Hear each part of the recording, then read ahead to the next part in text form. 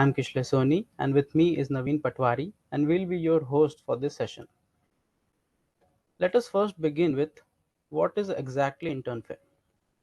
Internfair is a hiring portal where we, as Udgam, connect the HRs of startups to the first and second yearites of IIT Guwahati. Internfair is one of the best opportunities for freshers and sophos to get started with their internship journey. It is the largest internship portal in the whole Northeast and will be held in hybrid mode this year. Last year, we had around 70 plus startups on board from all over India who were willing to hire students of IIT Guwahati in more than 25 profiles with 800 plus applications from the students of IIT Guwahati.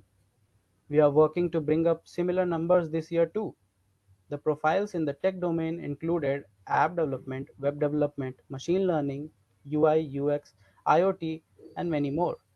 In the non-tech domain, we have product management, social media marketing, digital marketing, brand management, etc. Apart from these, if you would like to join in any other profile, then you may fill the survey form provided in the chat box. We will reach the companies for the profiles you are looking for. So why opt for an internship? Basically, most of you might think in first that it is like paisa hi paisa hoga when the word internship comes to your mind. But the thing is, when you start in early in your career, then you must run for experience rather than money. So you should be like experience hoga. So why should you opt for an internship? Intern in first and second year. So basically, internship in early years provide an upper hand over your fellow mates. You may think of internships as a time barrier when you are working to manage the things, but with your ACAS and extracurricular, but it will help you excel in skills which you are already building on and explore new domains. Once you start working in a domain, you may find it fascinating and end up having a career in it in the future. It is better to find out what you want as early as possible and work on improving your skill set. Also, it will add up to your resume as an extra column of experience. Plus, if you contribute well, of course, you'll get some stipend. So, why intern in a startup? So, as startups are early stage companies, they have fewer employees and their time and resources are extremely valuable, which means that you can be working on real projects from day one itself. You will have a greater authority of work over what you do, and your opinions will actually matter. Startups ensure that all the team members and interns stay in the same loop, which promises you a much needed cross team exposure and direct interaction with the management and founders. Also, if you have an entrepreneurial mind and are looking forward to having your own startup one day, it will be an excellent opportunity to get to know the startup ecosystem, the ups and downs faced through the period, and get more guidance and feedback. Moving to the timeline of intern fair. The timeline will be as follows. From the 3rd to the 10th of January, you guys will be filling up the application in the intern fair portal, and then the companies will shortlist your CVs based on their requirements and what skill sets you have between 11th to 16th of January. And if shortlisted, you will be called for an interview between 18th to 22nd January. The interviews this time will be in hybrid mode. There will be some companies which will be conducting online interviews as well as some companies that will be conducting offline interviews.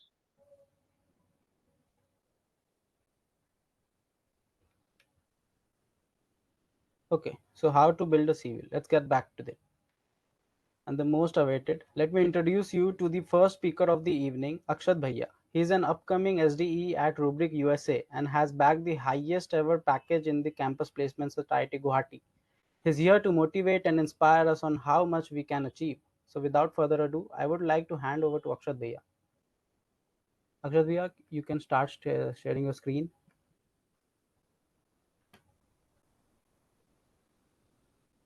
Hello.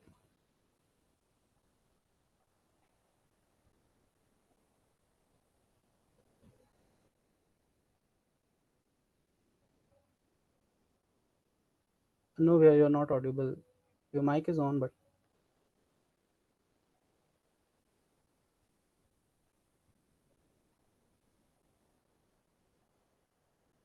Am I audible now? Yeah, yeah, you are audible. Yeah, It's fine now? Oh, okay. yeah. Yeah, I'll share my screen. Um,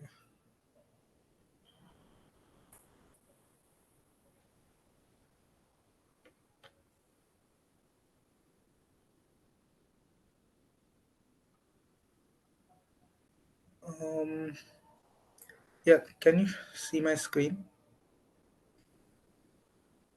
Yeah, that's visible. Um, is the PPT visible? Yes, yes. Just a second. Uh, yes, only this PPT screen is visible. No, Um, you can have I actually shared see a? the tabs. Um Let me. Share an application. Okay, okay. Let me go back. Application window, Then Chrome Chrome tab. tab. Yeah. Huh. Is it visible now, the PPT? Yes, we are. Hmm. Um, so, uh, can you see the this slideshow? Yeah, it's visible. Yeah, So, fine. huh. So, yeah, let's start. Hi, good morning, good evening, all. I am Akshat Arun, a final year right from the CSE department, and I'll be taking the resume building workshop for the technical roles. Before starting, I would like to give a tip for the first year student. Try not to get overwhelmed by the upcoming contents and rather take it as an inspiration which you can make as a reality in the future. In the end, we will also talk about how first year students can make their CV by sticking to the format as close as possible. So let's begin. Uh, let's have a brief background about me. Don't take this slide otherwise. It's not to brag about myself, but rather to make you believe that my words and tips would be valuable enough. So I have cracked several companies like DShaw, Google, Quadai, Nutanix, and GS during the internship season. And during placement season, there were four companies in slot 1.2, and I received an offer from each of them. They were Rubrik, Alpha Grep, Google, and Infonia. And the last point, which you all might know by now, is that I received the highest offer in the institute's history till now. And yeah, so please assume that my words are trustworthy. So yes, so let's start. So, so why you want to before starting? Okay, no, I'll tell that later. So let's start. So why you want to build a strong CV? What is the importance of CVs? The slides I am changing, so it's visible in the meeting, right? The slides getting changed. Yes, yes, yes. Huh. So yeah. So why you want to build a strong CV? What is the importance of CVs? So from the on-campus point of view, few companies do not conduct a coding round, and few companies this year, like Google, came late, so they did not conduct a coding round at all. So and directly shortlisted students for the interviews. And guess what? Like, what factor was mainly used to shortlist? Obviously, your resume. And from the off campus point of view, when you want to apply for some role, you mainly try to get a referral from an employee of that company. So because that's the most efficient way to get a call back. So how would the employee judge you whether you are a perfect fit for the role or not? So you basically submit your resume to them and they look at it once and decide whether they will give you a referral or not. So a strong CV is important in both the scenarios. Mainly, I will be talking about the tech CVs. The tech roles mainly contains quant, SDs, and data science profiles. Yeah. So now, what section should be there in your CV? So there are these 8 sections: education, experience, projects, achievements, technical skills, key courses taken, position of responsibility, and extracurriculars. You can always add or subtract some sections. I would not recommend to subtract sections, rather merge 2 sections into one. And you can add any sections for a domain if you feel it needs to be highlighted specifically and explicitly. You can also rearrange the section in your preferred order, but the given order in this PPT is my recommended order. You can go with this, or you can rearrange according to your likeliness. And yeah, so one thing no one generally talks about is the header of your resume. It contains very basic information about you, like your name, roll number, department, mobile number, email IDs, and GitHub and LinkedIn handles. So this is a snapshot of my resume, and any further snapshots in throughout this PPT would be from my CV only. So a few pointers you might want to keep in your mind for the headers are like, I have reviewed many resumes, and one thing which I have observed is that few people would either bring the logo too close to the first column or too far away from it. So try to keep it at an appropriate distance which looks good to you. And if your left column has 4 rows, then try to keep the right column also in 4 rows. Like suppose if you have a minor in some department, suppose say let's say physics department, you are doing a minor, then your left column would have 5 rows. Then you can take the right column also to 5 rows for symmetricity. And yeah, moving on. So coming to the education section, it will consist of your CPI, 12th marks, 10th marks, and basically there is nothing much you can do about it. You have to just mention about your 12% and 10 percentage.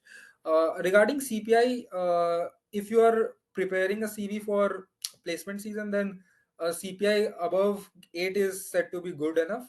And if you are preparing a CV for some internship, then a CPI above 8.5 is said to be good enough for clearing all the company's cutoffs. So yeah, so try to obviously a great high CPI like greater than 9, 9.2, 9.4 is obviously a add-on. Like it's not a harm, or it's obviously not harmful to keep maintain a higher CPI. But 8 and 8.5 are recommended. At least you should have that much so that you can clear all the company's cutoffs. Moving on, uh, this is a snapshot. One thing I'd like to say is that try to be consistent throughout your resume. Like if you are adding full stops in the ends of statements, then be consistent with this rule. Like some people will not add a dot after the tech in BTech in the header, and they will add it in the education section. So that is not consistent. Try to be consistent throughout your CV.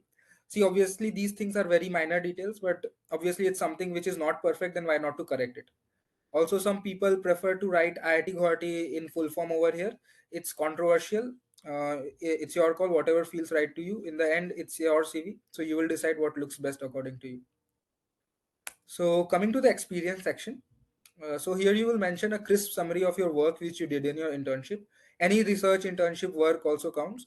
Unpaid internships at startups also counts. GSOC and project work done under techniques like the WebOps teams also counts as experience unless the placement cell restricts that. Also, you should not worry if you don't have any of the above because you can always compensate for it by adding any extra good project in your project section. Um, so what to write in the experience section? Write about the work you did in the firm with good relevant technical words. Try to mention about the tech stacks you used in the statements itself and not in a separate bullet point. Definitely mention about numbers and highlight them because that looks more impactful. Like you can write achieved a latency of X minutes, increase the speed up to 90%, etc. Try to stick to the star rule as much as you can. The star rule stands for basically like S is for the situation, T is the task assigned to you, A is the action which you took to solve the task, R is the result and impacts of your actions. You can Google about star rule, get more insights. Here you can see I have highlighted relevant numbers and tech stacks. Also observe that I have used good verbs as the starting words. First line in this section tells about what was my project all about. Second point will tell about what components did the project had. Third point throws light on the impact of my work on the firm, and similarly fourth and fifth point. So moving to this project section, for projects, try to create projects which solve some real life known problem. Like for example, during COVID time, one can develop an application which might be used to keep a track of availability of seats in hospitals for the COVID patients. And similarly, you can develop similar apps. It should be relevant to the market and to the current scenario so that it has some usefulness, because the interviewer might ask about the motivation behind your project. You should know your projects inside out, because you can be fired with questions like what can you improve in this project, or why you used a particular tech stack and not something else. So you can also mention about some good course projects you did in your academia in your CV itself. And yes, so moving on. Never forget to add working GitHub links, working GitHub hyperlinks. because it is like this, the scenario is like this, that the interviewer will look at your resume before coming to the interview, and if he is also working on the same tech stack, then he might want to see a more get more insights about your project. So a hyperlink, a GitHub hyperlink is recommended, that you must have that, so that the interviewer get has more freedom to look at your project and know what exactly is used inside. So, and also the GitHub repository must contain a detailed readme of your project. And as I mentioned earlier, start your bullet points with good verbs. So I have attached some good verbs you can use in your resume, like developed, built, implemented, designed, incorporated, analyzed, achieved, and performed. Coming to the achievement section, you can mention all your past but not too past achievements. Like, don't add that you won a maths quiz in class 5, and all achievements should be technical in nature. Like, don't add anything like you won a dance competition in class 11. Doesn't add any value to your CV. In definitely the achievement section, maybe you can add it in the extracurriculars. Do mention about your CP handles if you have any. Few people tend to not write them if they have low ratings. Do not do this, because it's important to convey to the interviewer that you practice problem solving skills through CP contest. Like, it's very important that the interviewer knows that you are regular and consistent in improving your problem solving skills. Doesn't matter if it's via CP contest itself, but you are trying to improve your problem solving skills. That is the uh, thing you want to convey to the interviewer. You can also write about Kaggle ranks, Inter-IT TechMeet ranks, and ranks you achieved in any of the hackathons. And one more thing is, like, also it's not necessary that to mention ML or CP achievements in the achievement section. You can always create separate sections for them, but that might generate other problems, like in-depth questions on those domains by the interviewer. Like, because you have created a separate section, that might grab the interviewer's attention, and he might ask more in detailed questions in those domains. So yeah, that comes at a price. This is a snapshot of my achievement section.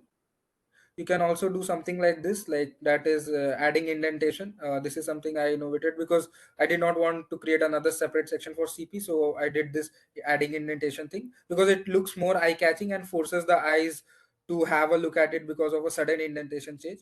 Your one thing is also important, that your CP handle should be working hyperlinks, so that if the interviewer wants to see your account, then he can just click and go over there. And obviously highlight appropriate numbers and words wherever necessary. And also one more thing, try not to over highlight, like not every word should be highlighted. Try to highlight as less as possible. uh, so moving to the technical skills, mention all of the tech stacks you have knowledge about, and definitely add elementary proficiency marks on those which you're not that confident of. So from the off-campus point of view, you should go through the job description of the role for which you're applying, and add the relevant skills from the JAF into your CV. Obviously add them if you know about you, if you have a knowledge about the tech stack. Just taking from the JAF and adding into your CV would not work, because the interviewer might then ask you questions and you will not be able to answer, and that is a red flag. Moving on. For the key courses taken, you can add any relevant CS or maths course from the college or from any online platform like Coursera or Udemy.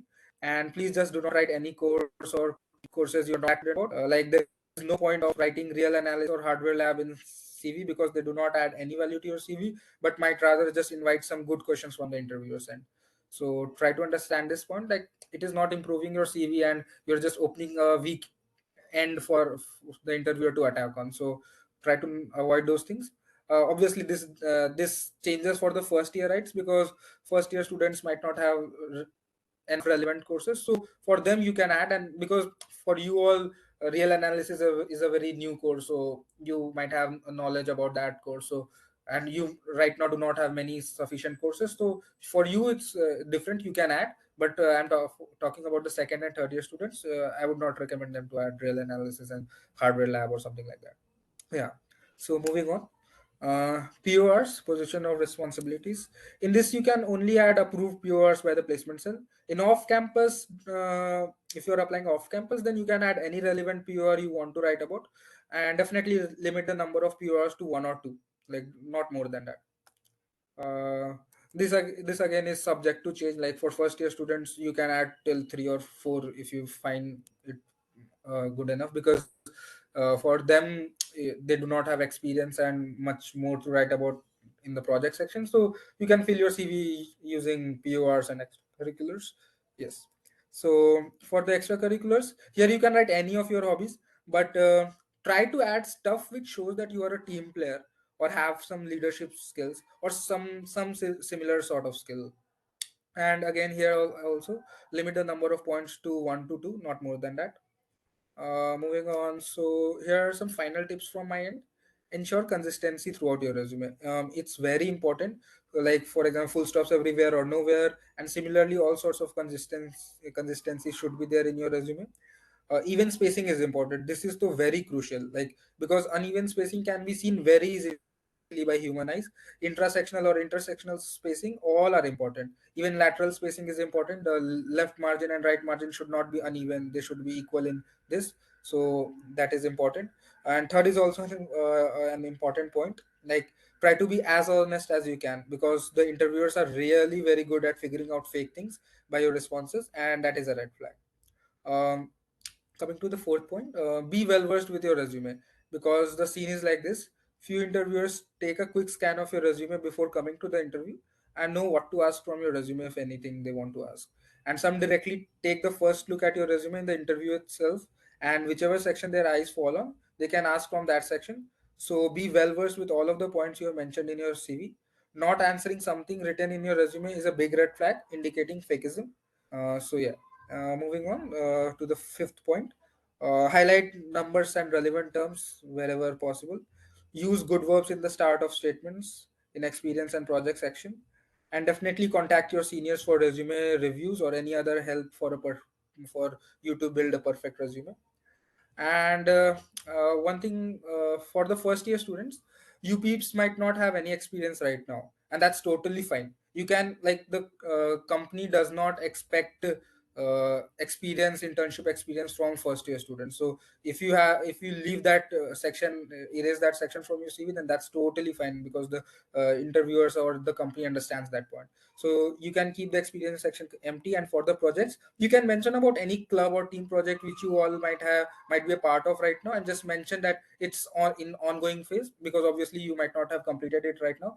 But whenever you will join some club like Techniche, Alcharinga, or Technothlon, you might be assigned a project. You can just write that about the project, and just write that it's in ongoing phase. You can even mention projects you have done in Kriti. Kriti is the technical uh, this of our college. So if you take part in that and you create something, you can just mention about it in your CV. This is only for the first year rights, not for second and third year rights.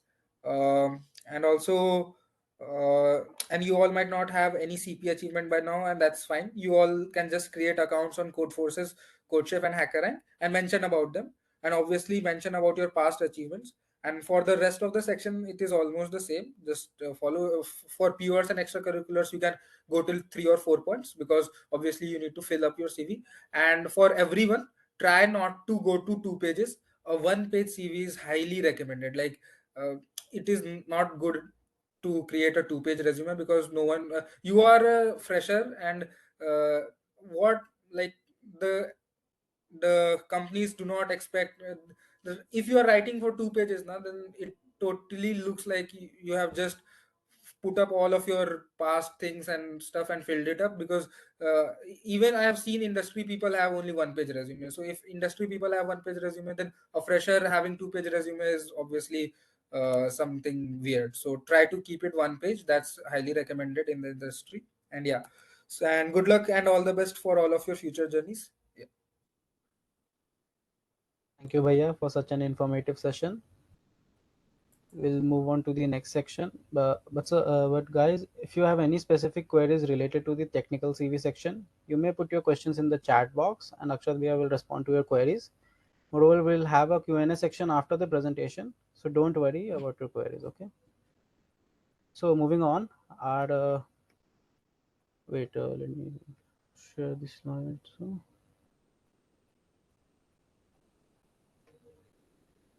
yeah. So our second speaker for the non-technical section, we have with us Rishabh Bhaiya, who is going to join the BCG as an associate consultant and will take away all your technical worries. Rishabh Bhaiya, you can continue from here. Okay, sure. So first of all, let me just share my screen and all and get it Yeah. set up. Okay.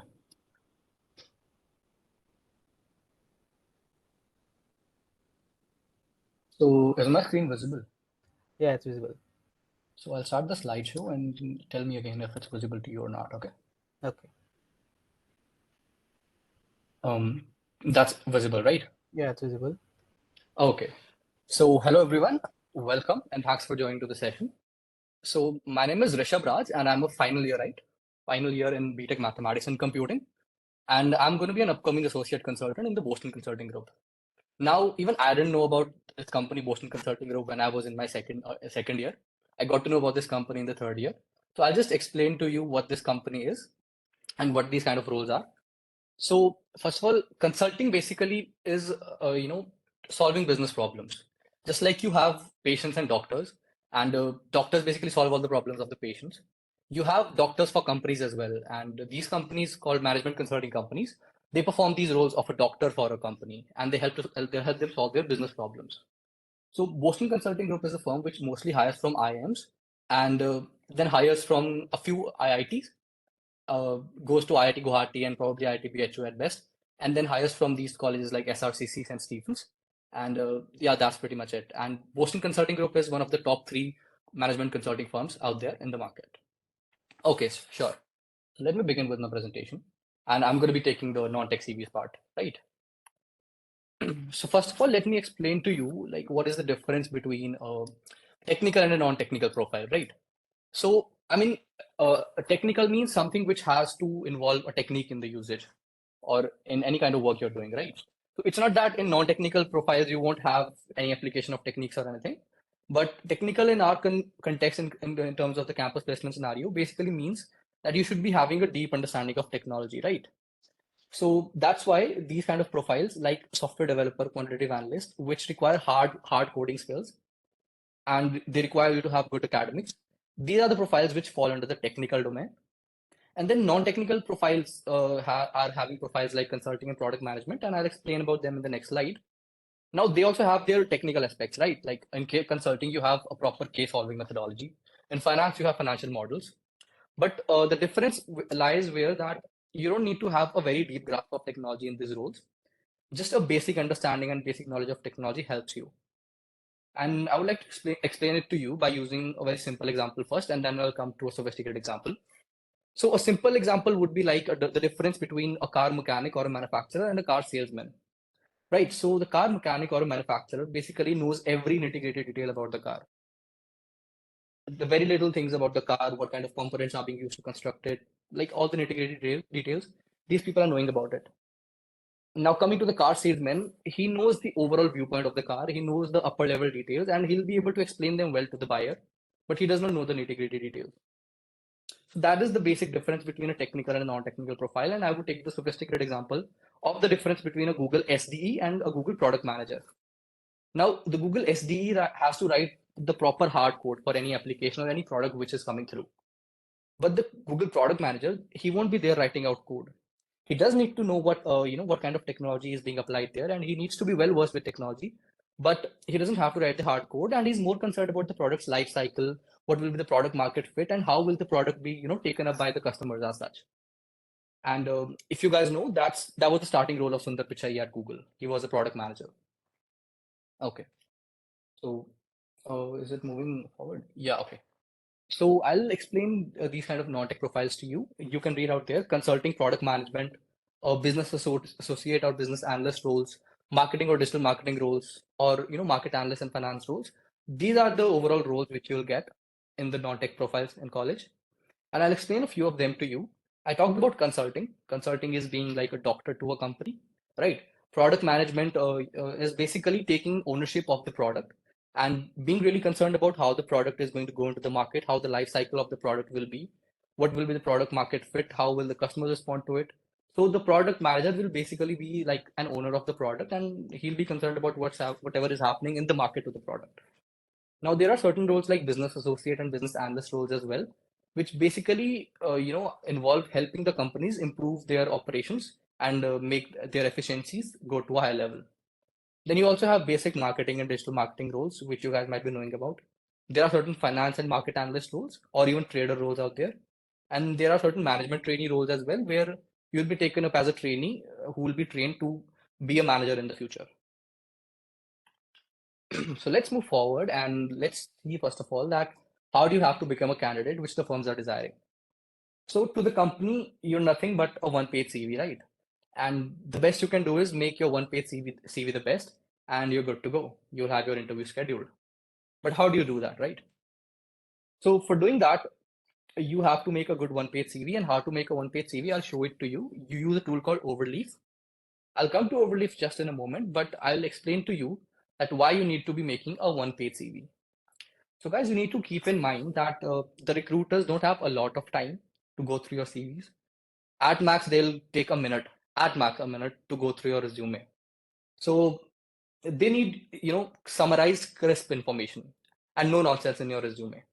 You should be able to show what good you have in you in like the very crisp way, and you should be able to pull attention through that only. Now, some people might be having two-page CVs, as Akshat explained, but see, you need to have a lot of extraordinary achievements and you need to be a real overachiever if you are going forward with a two-page CV.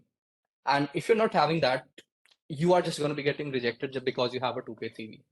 So I think you should not take that risk and just settle with the one-page CV. Now I'll go to Overleaf and explain to you that how you have to make the CV on this LaTeX tool. So is my screen visible to you right now? Is Overleaf visible? Hello? Yes, we are. It's visible. Yeah, so see, this is the basic, simple coding platform. This is the PDF page which you will be downloading at the end when you have finally compiled your CV. And this on the left is the basic code section where you have to make minor code modifications and you'll be able to customize the CV according to your own needs. Okay. So first of all, like over here, we have the contact details.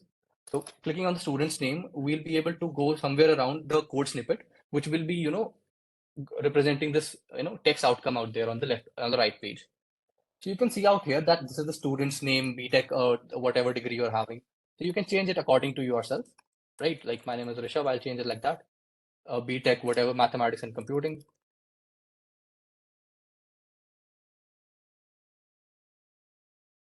Right? And you can recompile it and you'll see the change out there. Yeah, so you have my degree out there and like that.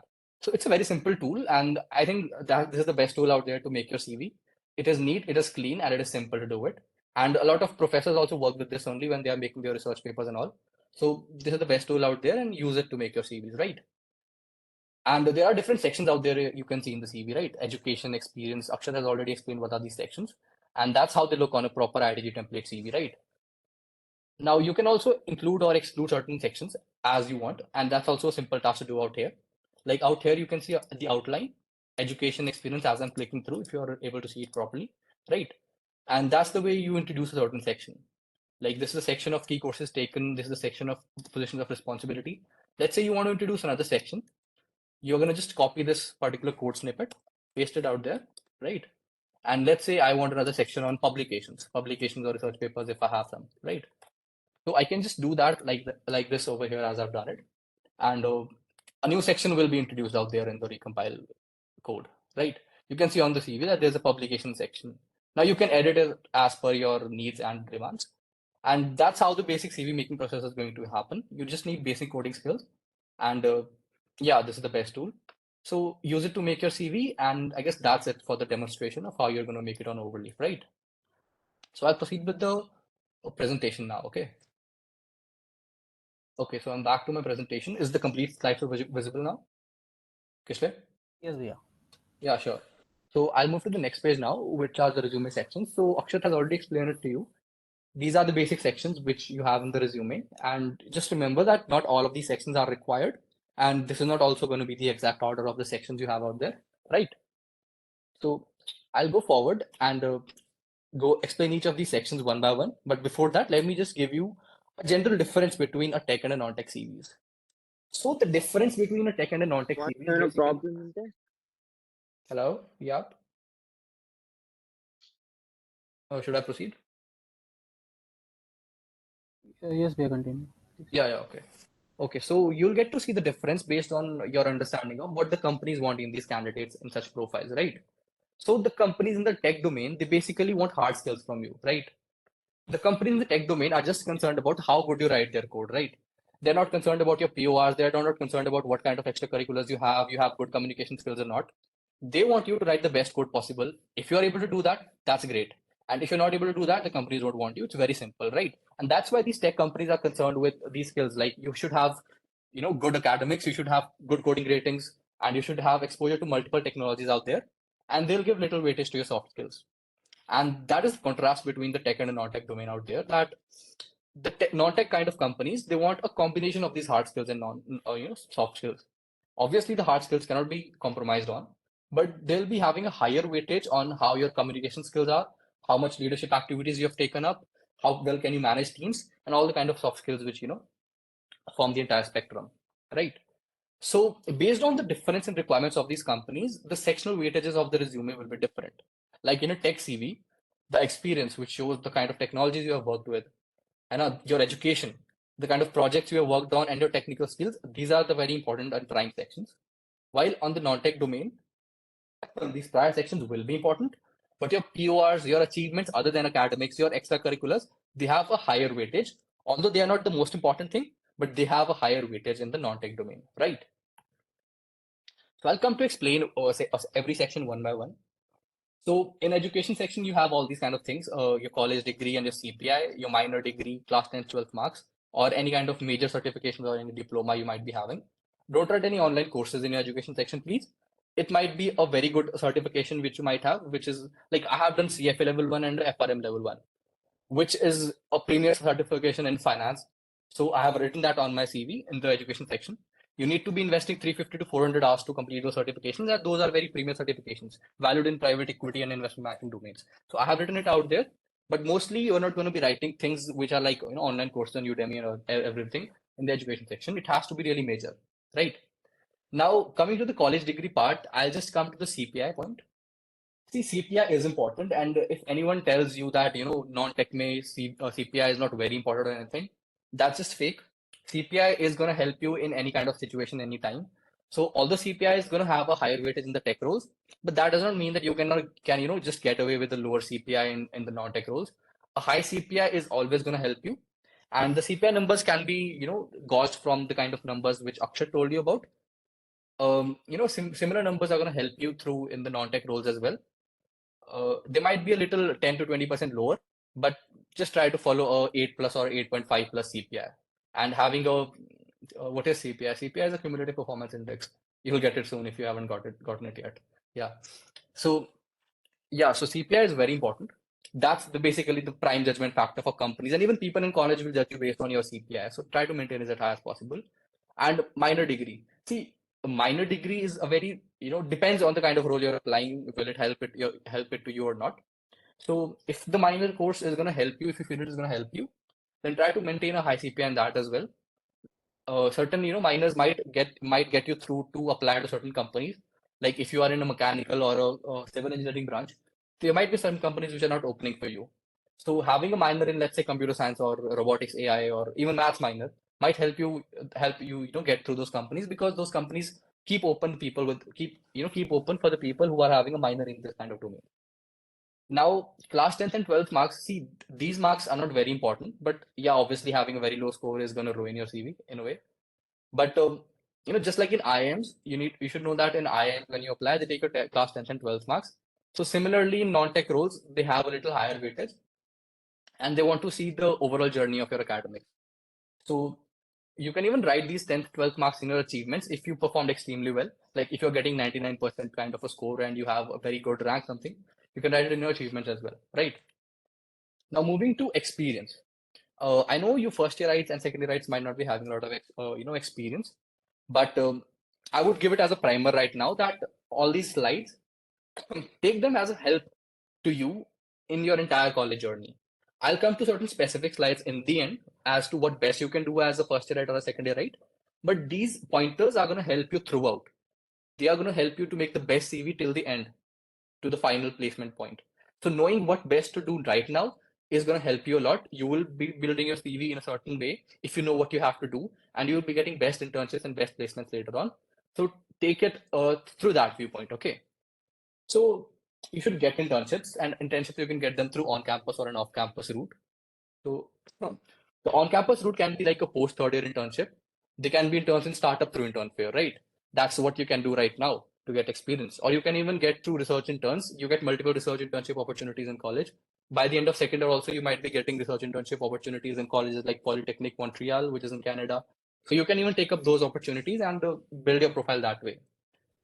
And then you might also have certain off-campus opportunities. You might get in through a referral, or you might participate in a competition which you are winning. Like I participated in a competition by Accenture Strategy, and I did really well there. I was the campus winner, so I got an internship opportunity through them because I did well in that competition. So you can follow the same route, right? There are a lot of competitions which companies are conducting. Participate in them. You might even create a project through it. Like you are doing certain submissions for those competitions. Those submissions can act as a way of a project on your CV, and also if you are winning those competitions, that is an added achievement, and they might even get you an internship opportunity. So that's another way. And two another pointers which I would like to give you is that try to create impact in your internships and get recommendations from the people who are managing you. And in the end, there's a proper note. And this note is that do those internships if you find them really, really meaningful.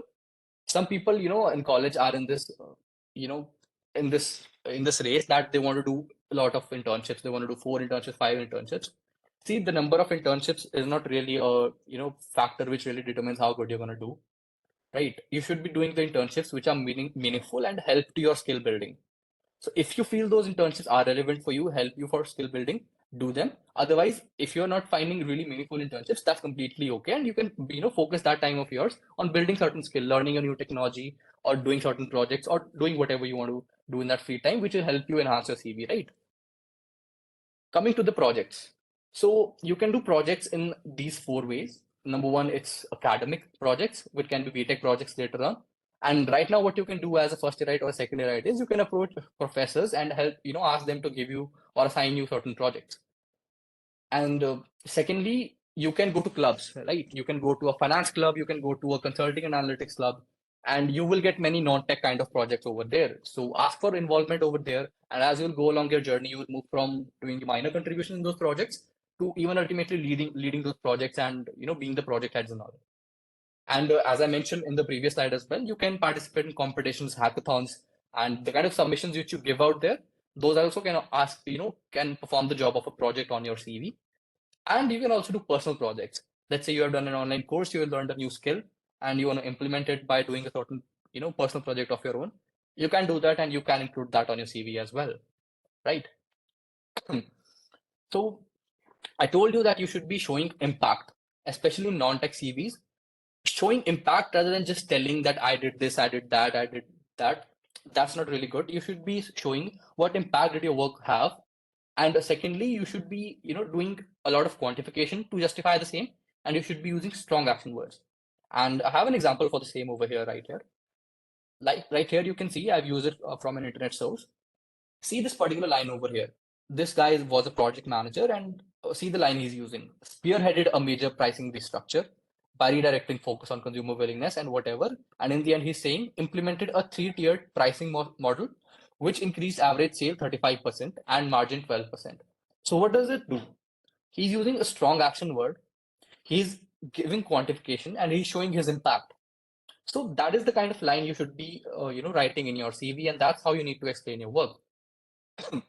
I'll read out another line like out here. He's written, analyze data from these 25,000 monthly active users and use outputs to guide marketing and product strategies.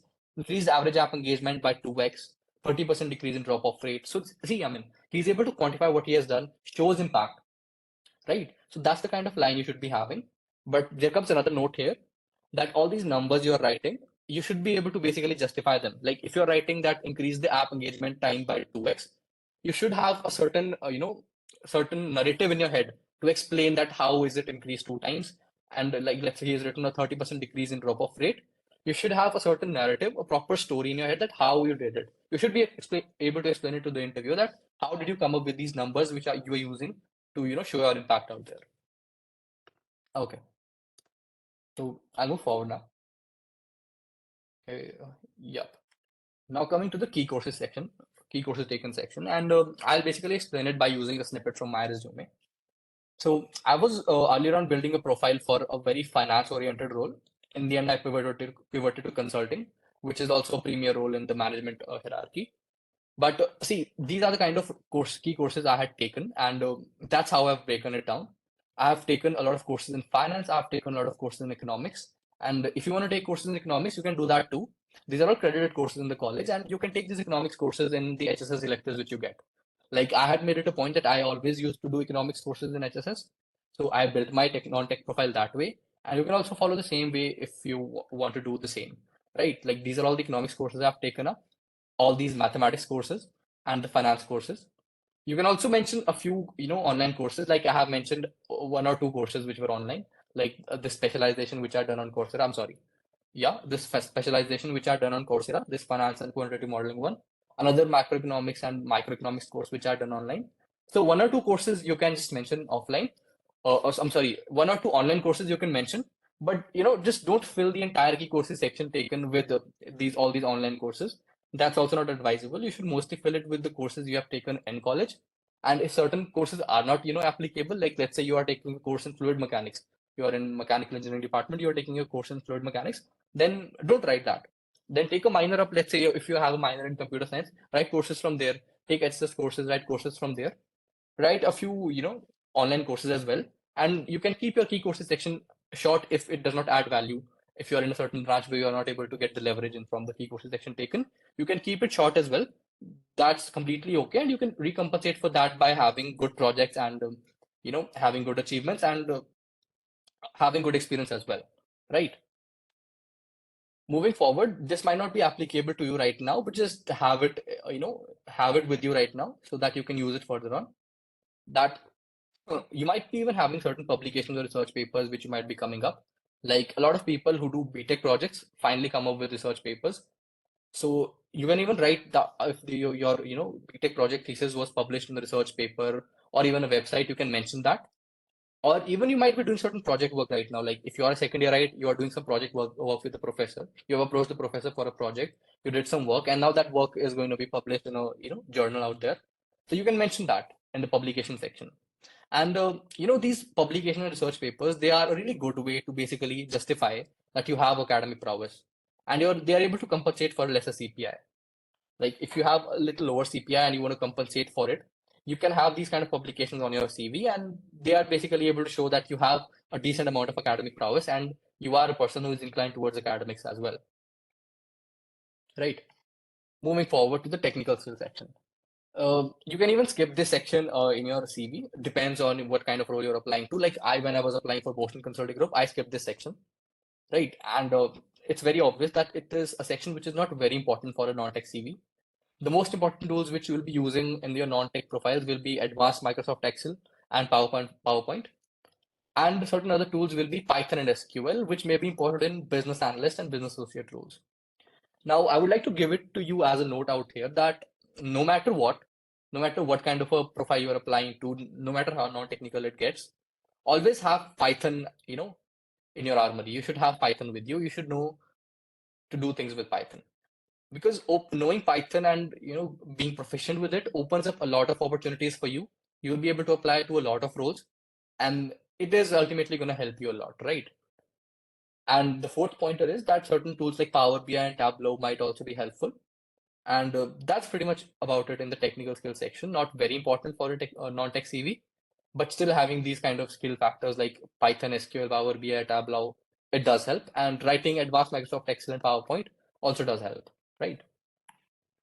Moving to the PORs. That's where the stark difference between non-tech and tech profiles start appearing. So see, PORs are important for non-tech CVs, and they are like almost ignorable or marginally important for tech CVs. No, what PORs do to a company, like when they get to see that you have a certain POR, what kind of an image does it show? So PORs basically show the recruiters that you have the ability to take ownership of tasks. You can manage them end to end. You have multitasking abilities. You can manage teams. You are a good communicator, leadership skills, because you need to have these kind of soft skills when you are having a POR, right? You need to be engaging with people. You need to take ownership of tasks and all. So that's a way of demonstrating to recruiters that you are having the soft skills in your baggage, right? But it's a very important note out here that PORs are one way of demonstrating these skills to to the interviewer. They are not the only way.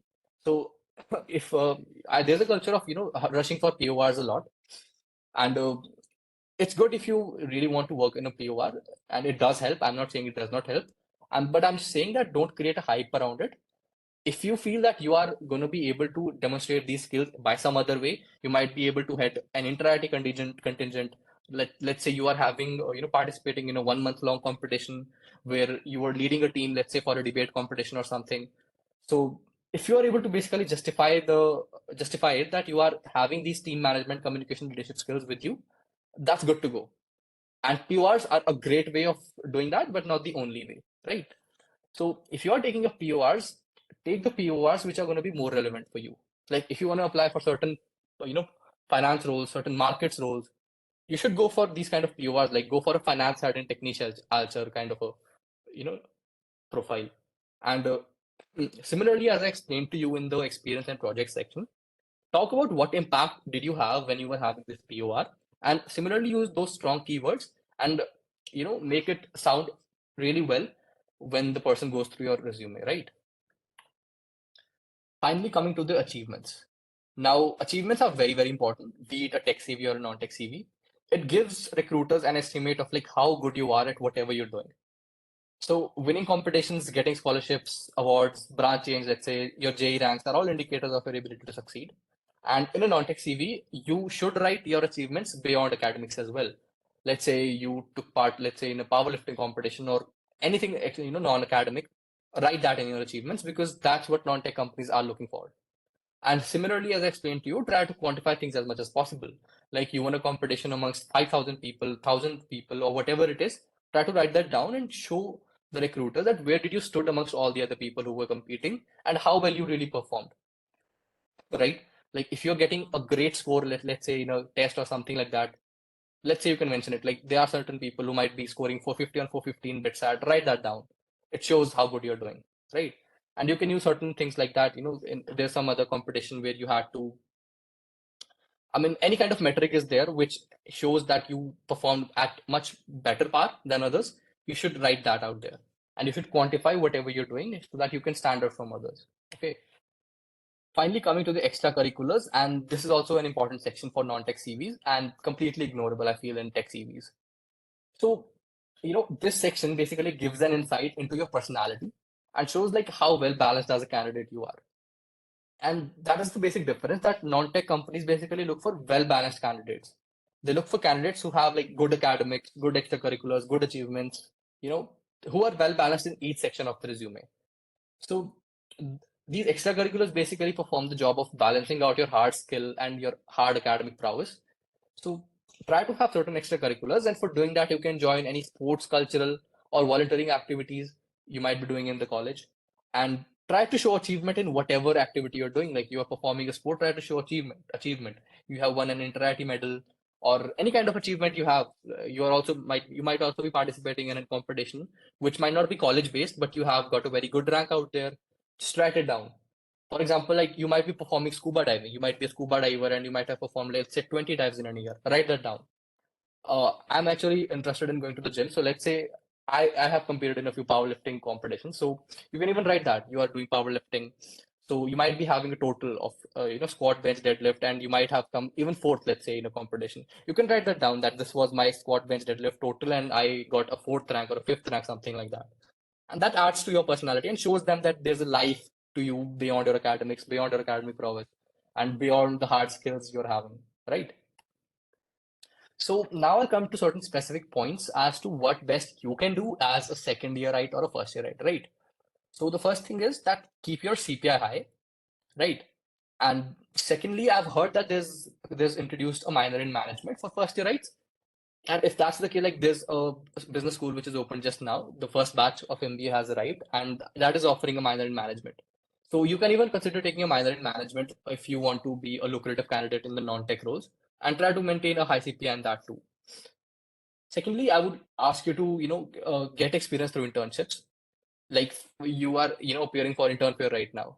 So try to make a good CV and try to get an intern, add your experience out there, and it will help you later on, and it will give you an edge over the other candidates. And similarly, as I told you, compete in hackathons, compete in competitions, and you might get internship opportunities from there and adds to your achievements as well, right? Like there's a competition called Creative Shock, and there was a great achievement from people in our college this year who were in the second year, right? So you can do those kind of things, those add to your projects, those add to your achievements, and it's good to do those kind of competitions. So try to perform good in those kind of competitions and try to apply to a lot of many competitions. Those are going to help you in the long run. So third point is that it's completely okay to not have experience at this stage. If you're having no experience being a first year right or a second year right, it's completely okay. But projects are going to be your savior for that. And I'll explain projects in the next slide as to what kind of projects you can do right now. Fourthly, start building rapport in clubs where you are wanting to take PORs. Because if you are a first year right or a second year right, if you are a second year right, then you are, just at the doorstep of getting a POR. The highest POR is mostly in the third year. So in the second year, if you are there and you want to take a POR, build a rapport in the club you are in right now. Do good work for that club and be a lucrative candidate to, if you want to be a secretary or whatever kind of POR you want to take, do that right now. Okay. And fifth point is that highlight all your prior achievements. Like in the first year, second year, you might not be having a lot of college-based achievements, and that's okay. So you can write all the achievements which you might be having from pre-college times, but don't go below class 10th, right? Don't write any achievement from class 6th or 7th, but you can write like NTSC ranks, KVPY ranks, your JE ranks, and you can also write certain post-college achievements if you have, like if you have changed a branch, if you have gotten a certain scholarship in college, you have gotten won some competitions, write that. That adds to your achievements. And the final point is that get involved in cultural and sports clubs and build your extracurricular profile. And if you haven't, really been involved in the these clubs right now, it's okay, but you might be having certain extracurricular achievements from school as well. So you can write that down. But just remember that it shouldn't be an achievement from class 6th or 7th, right? It should be near to class 10th at best. 10th, 11th, 12th. If you have a certain achievement in school, you can write that down, right? So coming to the projects for first year, right, second year, right? So what you can do at best right now is, first of all, go to professors, ask them for projects, get involved in projects. That's the best you can do right now. Secondly, join clubs. Join a finance club, join a consulting analytics club, take up projects there. Take up as many projects as you can take up over there, right? And build your project section that way. Thirdly, take part in competitions, as I told you. That is going to help you right now. You can go to, competition portals like Dare to Compete. There are a lot of competitions happening over there. Companies are by themselves putting up their competitions hackathon out there. Compete in those competitions, do well, and that will add to your project work as well.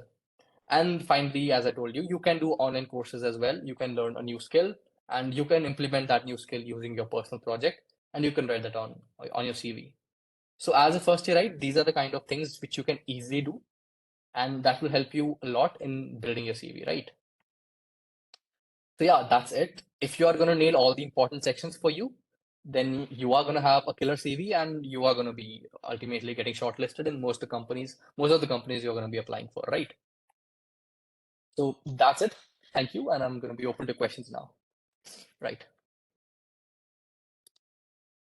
So thank you, Bhaiya, for your valuable contribution. Now we will be taking up the questions to be asked directly from our seniors. So guys, you can unmute yourself and ask the questions.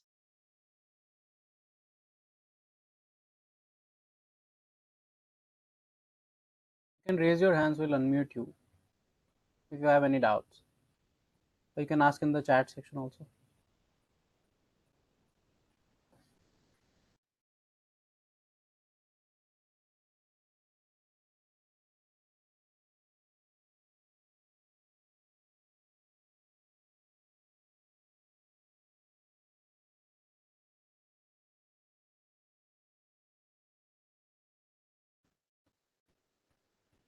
Yeah, someone has asked create CV in overleaf by changing details or scratch from scratch in MS Word. So I would recommend that you use the overleaf template because everyone uses that and it is very crisp and concise, and you just have to update your details, put your details over there, and you have a great CV to go. So why to start from scratch in MS Word, because there you will have to manage the indentation and my like you do not have the granular control in MS Word. In LaTeX code, you have granular control, so you can shift things accordingly, and you will get a better CV over there.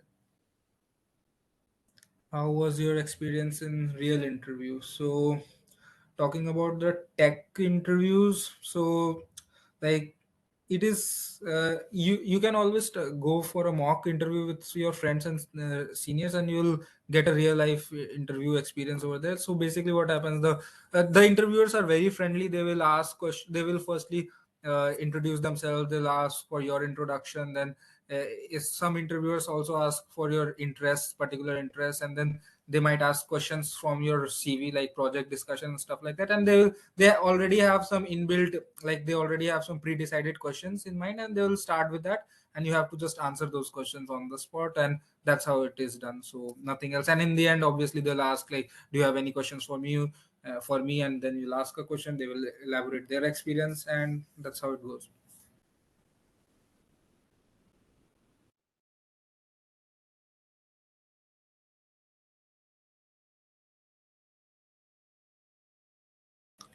Tripti has asked what to do if we have lost one semester due to health issues and now we are with zero confidence.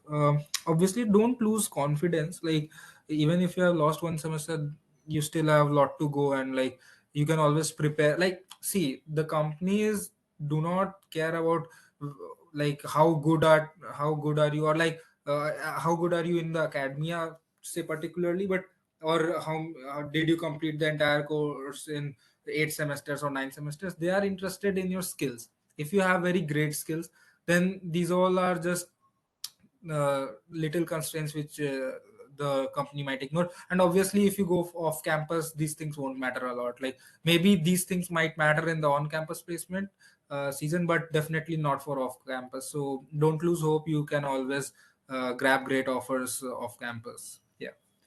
So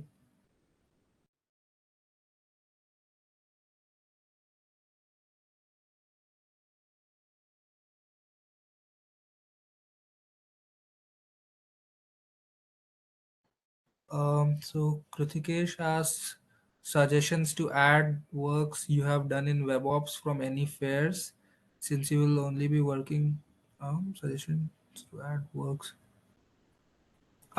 You can like what you can do. Let me phrase the question itself. Like it might happen that I have not understood the question properly. So basically, you're asking that you have worked on some part of the project in WebOps team, and how to elaborate upon that, like how to write that in your CV, right, Pratikesh? So yeah, so what you can do is like you basically the first point can be what is the project. Like you can elaborate that this is the project, and then in the next two bullet points you can mention like what did you contribute in the project, and in the fourth point or in the third point itself you can like write in the next one bullet point you can write like how does the project impact the life of other students in the campus, or if it's for people in the globe or nation, then you can say that how it impacts lives of people in India or the globe. So yeah, that's how you will put it over there. Like it's not necessary that you only elaborate your work. You can also tell about the project, what it does, and also what impact does it put on the people. Also, someone asked in DM about one question. So if I am someone asked in DM that if I am targeting research interns at universities like Stanford, Purdue, Austria, etc., is there anything specific I should be focusing on right now? I am a fresher. Okay, so what you can do is like I am audible, right? Kisle, can you confirm that? Yes, we are audible. So what you can do is firstly, if you are targeting for a research intern, then the most important thing for you is your CPI. Like CPI, you should maintain a decent CPI. A great CPI like 9 plus, 9.2 plus will definitely help you a lot because the professors in universities who will give you the research interns will firstly look at your CPI, CGPA, and then they might go for their particular interest. Like if the professor is working in the machine learning domain or in the computer architecture domain, then they look at the grades of that particular field, and then they will offer you the research intern. And also you have to submit a cover letter for this research intern, so write it well. So that's the thing. And in fact, you can get there is one thing, this called, what is that called, that you approach the professors, they will give you letter of recommendation. So uh, LOR, so you can approach different professors. You can approach those professors in whose course you got 10 CPI or 10 SPI, 10 AA grade or AB grade as well, and then they will give you LORs, and then you attach those LORs and then apply for the research intern, and you'll get one. So yeah, moving on. Um, does Internfair open There's for this I'm not sure. question. I guess I should take this question. This question is Yeah. from Onkar on the non-technical projects. See, right. So I told you you can approach professors. So for a non-technical kind of a project, you can approach a professor from the economics, domain. Like there are a lot of professors who are teaching economics in the HSS department. You can approach them. Now there's a business school out there. You can approach those kind of professors. I have a professor in the mathematics department who takes a course, takes projects on mathematical finance. I'm even doing my BTech project on a kind of a topic which is a combination of mathematics and finance, right? So there are certain professors who will be having, interest in these kind of domains. You can look that up, and looking that up, you can find the kind of, interest domains for the professors, and you can work on them, right? Secondly, there are non-technical clubs as such, right? There's a finance club, there's a consulting and analytics club, right? Go to those clubs, be the members, and ask them for projects. Go out there, get involved in the projects, and they have a lot of projects being taken up, one after the other. Get involved in them, and if you are wanting to take an online course, like let's say you're taking an online financial modeling course, right? You can take that and then you can build up your own financial model to value a company. Like financial models are used for various purposes. They are also used, to value a company. Like let's say you want to value Tesla. So you're going to be projecting future sales and future, profitability numbers for Tesla. And that's how you're going to be coming up to an estimate of what will be the share price for Tesla, right? So you can learn how to do that on an online course and then you can implement it on your own, right? So there are multiple ways to do that, and I have explained it in the slides as well, right? You can go through them later on when they're shared with you.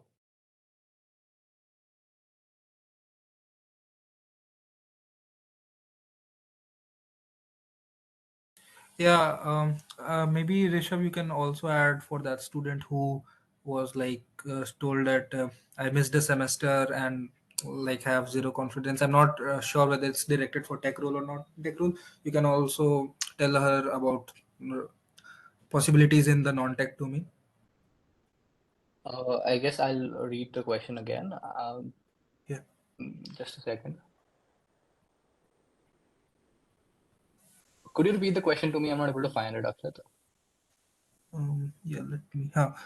It's from Tripti that what do we do? What to do if we have lost one semester due to health issues and Okay, now yeah. we are with zero confidence? So I guess this is a general kind of a question, not related to any role, right? So if I'm understanding it right, see, I mean, college is like, the beginning of adulting, right? And you came in as a kid and you'll have to go like a proper adult who will be paying taxes later on by the end of your college. In just 4 years you will be coming as a kid and you'll be paying taxes, managing your life on your own. So college will throw a lot of things at you, a lot of challenges, and you'll have to go through them. And that's okay. You might be feeling low right now, but you'll have to go through it, right? There'll be a lot which will happen to you in college. You'll feel down at a lot of times. You'll feel up also on certain times. And that's how things happen, right? So it's completely okay if you couldn't do it for health issues and if you couldn't get a good grade, let's say, or you've lost your semester. Don't lose your confidence. You have to, keep it sustainable. You have to keep it with you. You will get better, your health issues will get better, take care of yourself, and then see CPI, even if it falls in a semester, it's completely okay. Like you can compensate for it by working really hard in the next semester. Like I'm assuming you're a first year, right, or second year, right? So if you get a really low CPI also in a semester, you can compensate for it in the next semester if you really have the potential in you. You will be able to get a higher CPI as well, and you'll compensate for it, right? So yeah, I guess that's pretty much it.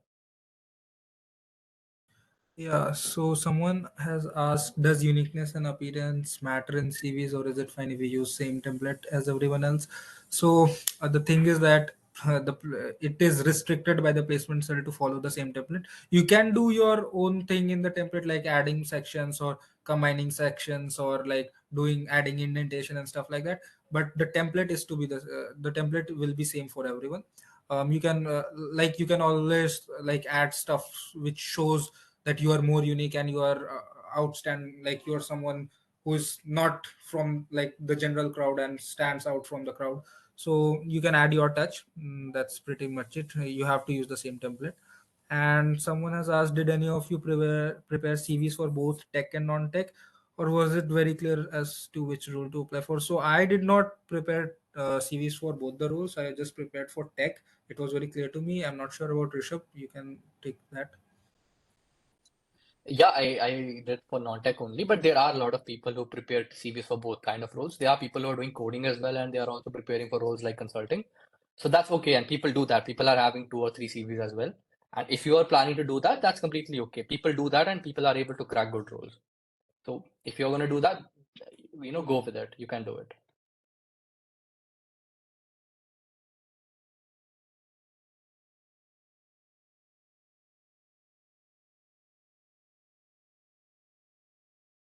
Hello, and I think I would like to add on to another question that does uniqueness and appearance matter in CVs? I would like to add over here that see, a CV has to include all the information, but it is not a PowerPoint presentation, right? It's not that you have to make it very visually appealing. You have to add, any kind of images or any kind of, certain like what people do, people write percentages, like they'll write a skill like C++, and then they'll use a meter kind of a thing, like 100% skill over here, Python 80% skill over here, and to that represent that 80% they'll use a circle or a bar or something like that. I'll not I'll advise you to not use those kind of tools out there. It is not a PowerPoint presentation or anything like that, right? Keep it simple and crisp. Just use a text and write text with good indentation and good spacing, and that's pretty much it. And uniqueness, if you're talking about, if you're trying to mean that you will use a very good template or anything like that, no, no. A very simple and a decent template is going to work. What people are concerned about is what is there on your CV, not how it looks in terms of what is the template or appearance as such. That is not what puts your CV through.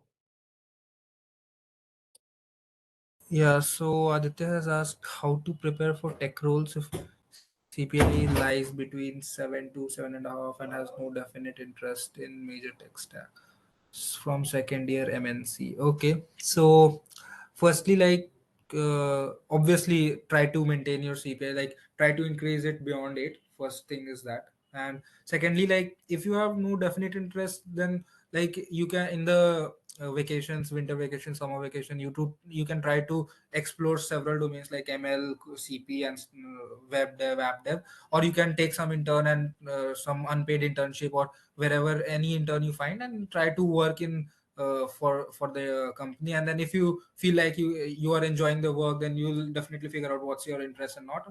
And uh, yeah, but given that you have no definite interest and you still want to prepare for tech roles, I would recommend that you start with competitive programming, because that is something which you cannot avoid. Like every tech company is going to have a coding round. So like you have to prepare DSA, you have to know what is like all the uh, stuff, all the algorithms, all the required data structures. So definitely, if you have no definite interest and still want to and like definitely parallelly explore, you explore ML, web dev, app dev, but at the same time you also start doing competitive programming. Like definitely that will help a lot, because that is something you cannot avoid.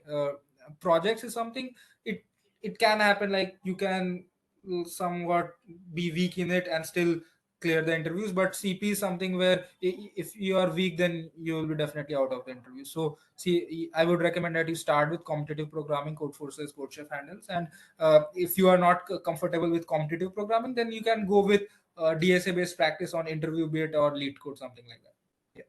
Yeah, I believe that answers.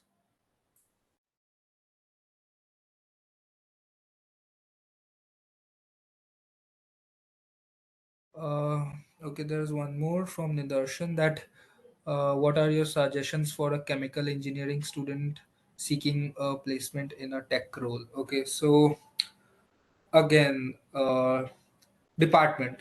If you're feeling like your department is going to block you in the intern season or the placement season, then it's not going to be like that. uh, there are many people from like department who are not from the core departments like CSEM and CEEE, like civil, mech, or chemical, and they have great offers in hand. So definitely this thing is not going to block you a lot.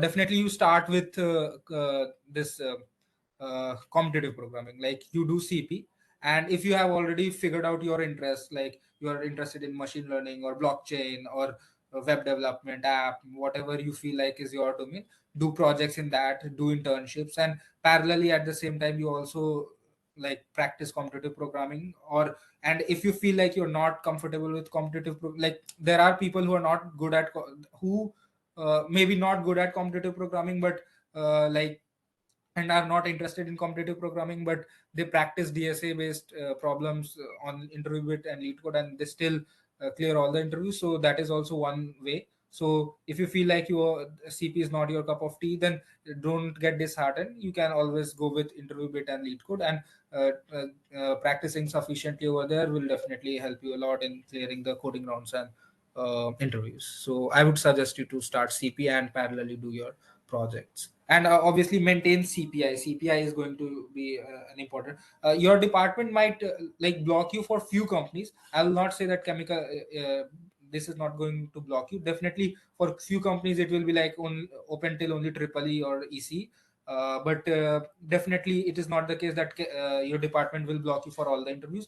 It approximately 70% companies will open for all the branches departments. So don't get disheartened by that you're from chemical. So that is not going to be a blockage for you.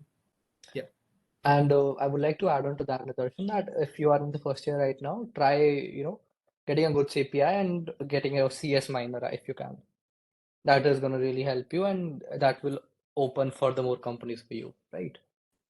Yes, I forgot that if you're from first year, then getting a CS minor or a maths minor is going to help you a lot, because there are few companies who will open the roles for till for the core branches CSMNC, EC, Triple E, and will also open for the minor for who have minor in CSMNC, maths or Triple E, they'll open for them as well. So if you're from chemical, then the 30% I was talking about, that 30% companies will not open for all departments.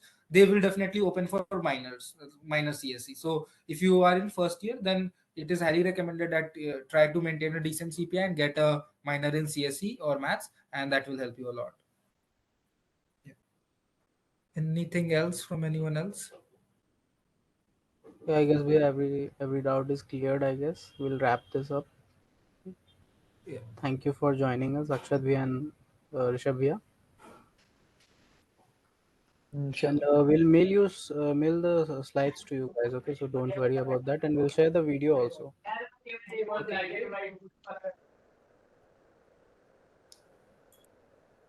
Yeah, you can end the meeting now.